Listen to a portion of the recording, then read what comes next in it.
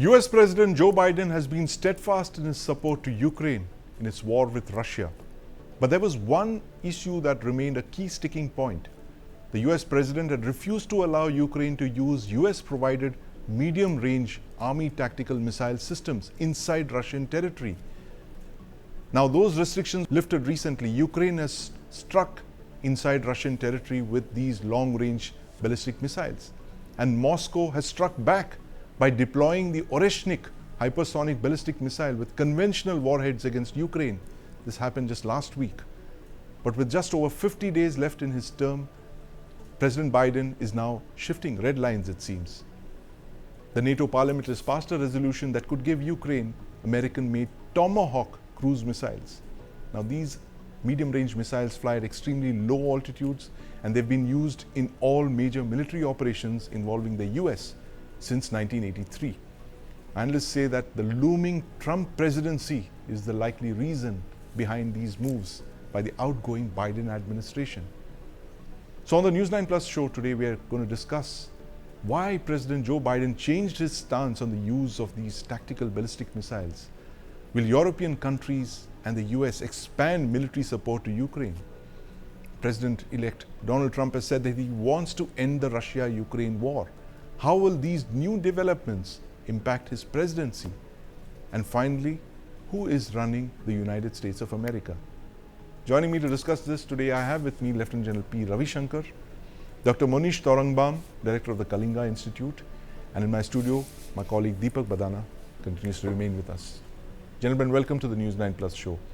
General Shankar, we have in the last couple of weeks, we've seen more red lines crossed than in the previous 2 years, possibly, of the Russia-Ukraine war. The US had said that it's not going to allow Ukraine to use ATACMS, the tactical ballistic missiles, possibly a Prithvi equivalent. That red line has been lifted. A few days back, the European Parliament has passed this resolution asking for long-range missiles to be given to Ukraine.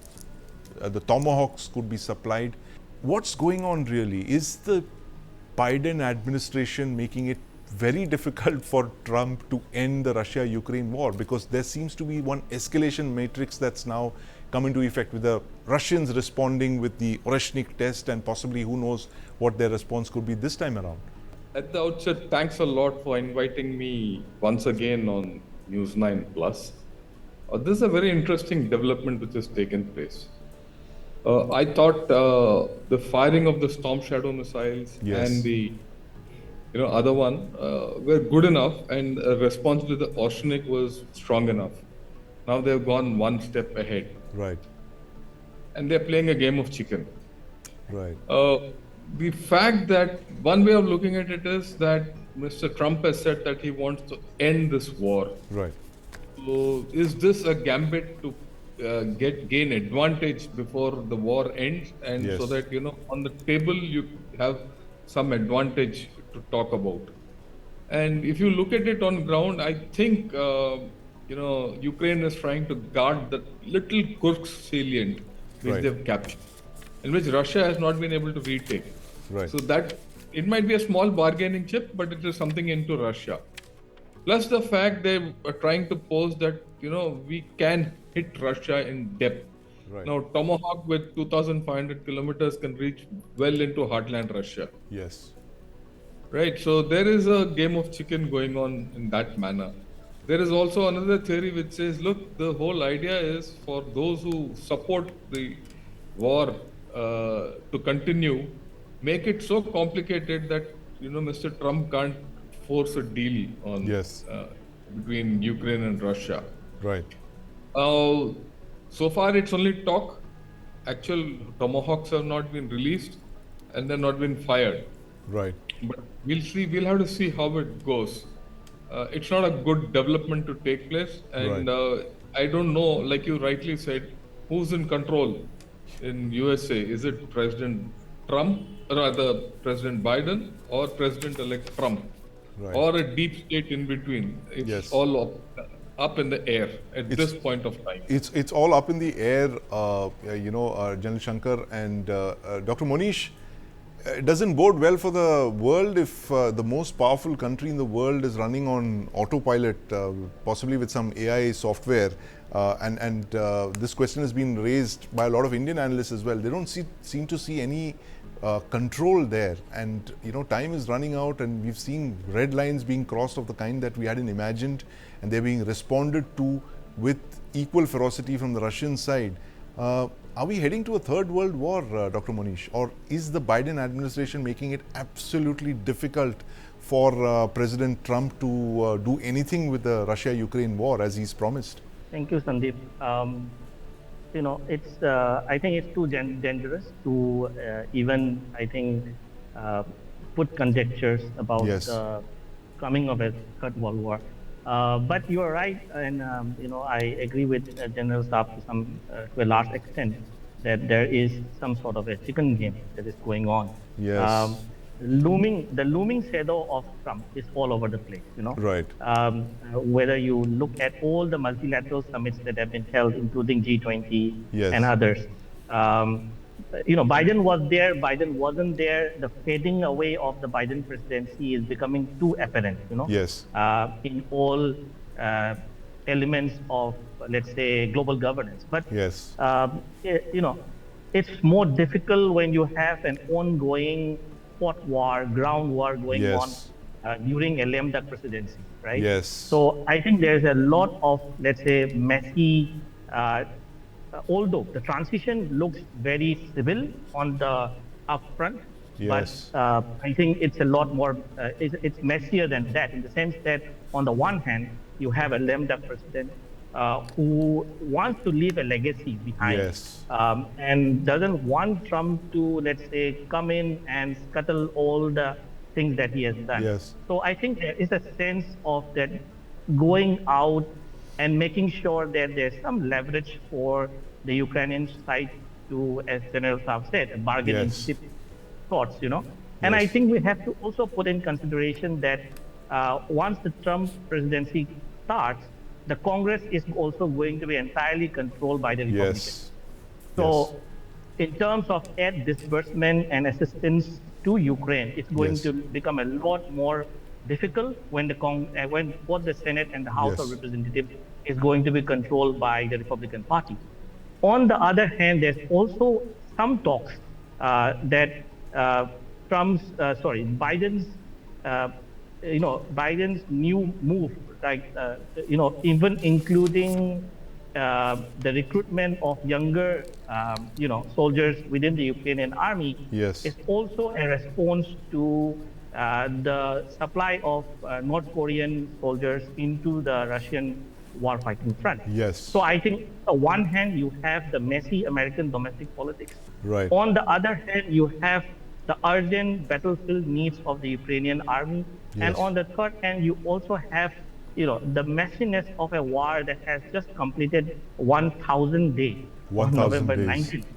Right. So I think it's all, it's really going down a very murky road. Right, absolutely, Dr. Monish. And the 1,000-day war is possibly a book title or a documentary series, Deepak, which you could possibly consider coming up with at some point. But the interesting thing is, Dr. Monish said that the outgoing Biden administration is a lame duck presidency, but the US State Department doesn't seem to think so, where they said very clearly that we are here for a full 4-year term and it's not 3 years and 10 months. So technically, President Biden could go on issuing whatever orders he deems fit right until the 19th of January 2025, Deepak. It's quite uncharacteristic of the American ecosystem, the way things are happening right Yes. now. There seems to be, it's almost dysfunctional. The president-elect has no input, and this seems to be unprecedented. I don't see a parallel to this, even in the transition from, say, the Obama administration to the first Trump administration. You've never had a 1,000-day war before that, Deepak. Of course, this is of like, course. and you didn't have Israel and Gaza, that conflict, two hot wars that are raging and multi-front wars. So I think the calculations that the US administration has also made, and of course a very weak, very universally condemned US administration for failing to take certain steps that they did. But General Shankar, I'm going to come to you on this point about the Tomahawk missiles. Now that's been, you're a missile man, so I must ask you this. Missile and rocket and of course artillery man. But the Tomahawk has been a centerpiece of the US strategy for about 4 decades now. And outside of the UK, it's not been given to any other country. Now, what would happen if the US, say, transferred Tomahawk missiles in the next couple of days to Ukraine, and Ukraine actually used those in deep inside Russia? How would the Russian Federation react? How would Putin respond to this kind of an escalation? Look, Mr. Putin has put his cards on the table. He gave a 7-minute speech after firing the Orshnik, and he said, look, you do anything, I'll have the next step. Right. And my input from my friends in Moscow tell me the Russians are very, very clear as to how they're going to respond. Right. So if they're going to use a Tomahawk there will be an equivalent response, and probably a little more escalated response. Whether it will go nuclear or not is still a question mark. I don't think it will go. Personally, I don't think it will go nuclear, because the response from Russia so far has been quite measured and very clear. But having said this, I would like to point 2 things. I don't think this transition is as messy as we seem to make it out. Right. And I'll substantiate this. Look, there is already a drawdown in between Hezbollah and Israel. Yes. And Hezbollah is coming to terms with the situation. Right. You have broken down, Hamas and Gaza. Right. And linked that, Hezbollah will help Hamas is out of the equation now. You see all talk from Iran muted. Right. So to that extent, and you're heading into a 60-day ceasefire there. Yes. So things are cooling off, right? But if you look further east into the South China Sea, things are heating up. Yes. Okay. News from that front is that the HIMARS has been deployed in the Miyagi Strait. Right. That's a new development. Yes. The Typhoon missiles launcher, which fires the Tomahawk, has the ground-based launcher of the Tomahawk. Yeah, it's been deployed at Luzon. Yes. It closes the Bashi Channel. Right. And then 2 days back, a Virginia-class fast-attack nuclear sub has been deployed at Guam. Right. Okay, and there are very credible reports of Taiwan carrying out intensive training for urban counterinsurgency. Right. Okay, so there is an escalation of sorts there also. Yes. It's not as if this is happening in isolation. Is this transition smoother than we think on terms of security is a moot point, because here, while there is a seeming escalation to get into a position, what is happening there is a matter of concern.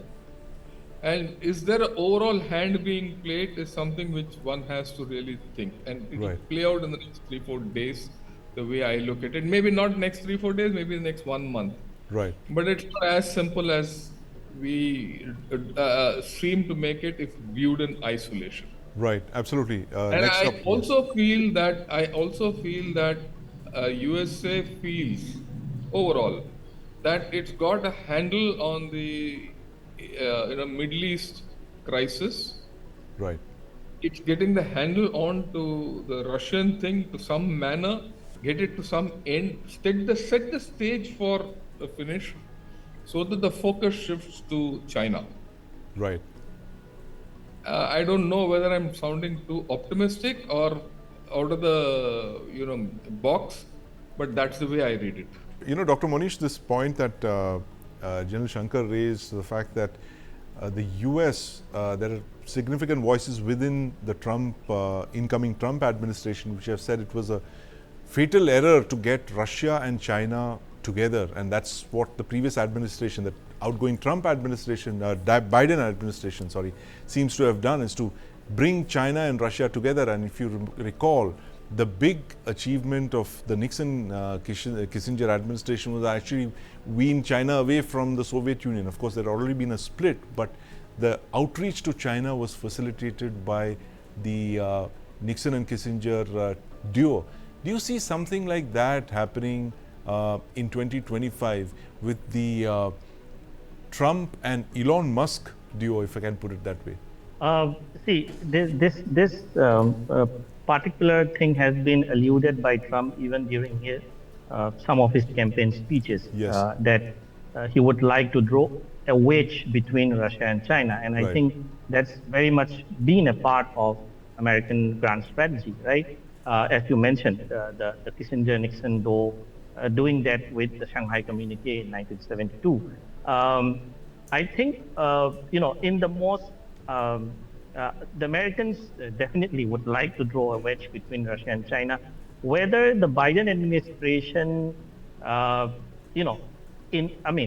Biden administration did not intend this coming together of Russia Yes. and China, definitely, right? I think after the failure of the reset between U.S. and China relationship during Medvedev's time, right? Yes. And then Putin came back. I think from that time onwards, this difficulty has continued. And as the U.S.-China rivalry went more tenuous, and as the post-Crimea situation in Eastern Europe became more tenuous, Yes. I think geopolitics drove China and Russia together in some sense, right? So, and it is for then the Americans to come to grips with that and see how they can handle so-called new two-front Cold War. That's being talked about. I mean, as I said, the Americans would really love to draw that wedge in 2025. To what extent they will be able to do some kind of a reverse Kissinger, where they would go to the Russians and Right. then engage the Russians and do opposite of what was done in the 70s. We have to Yes. wait and watch. I think. Yes. Yeah, I think it's interesting to, I think, from then onwards look at how comfortable are the Chinese really with this new bonhomie starting between the Russians and the North Koreans, right? Yes. Without, the Chinese would always want to have a lever over the extent to which North Korea would go close to Moscow. Yes. But in the sense in which how it is developing, I think it will be good to watch out if this could be the one thing that would start some kind of an animosity or a crack between Moscow and Beijing, and whether the Americans would be able to leverage on that and create Yes. the wedge that you're talking about. Yes, interesting expression there, Dr. Monish, the reverse Kissinger, and we're going to use that, like a cricketing expression here, Deepak, the reverse Kissinger, possibly for the next administration to do in 2025. But, as that Chinese expression, that's actually not a Chinese expression, no one knows where it originated. May you live in interesting times. You're literally living in interesting times here. You're looking at two raging conflicts, and as General Shankar pointed out, the possibility of a third front opening up in the South China Sea with China. Donald Trump has a full plate on the 20th of Jan 2025, Deepak. Donald Trump seems to be the unlikely hero that America needed. To reference those Batman films. Yes. On the surface, he seems to be the most inept, the most unsuitable person, but he's produced results. Let's And hope. he's the only US president not to have started a war Yeah.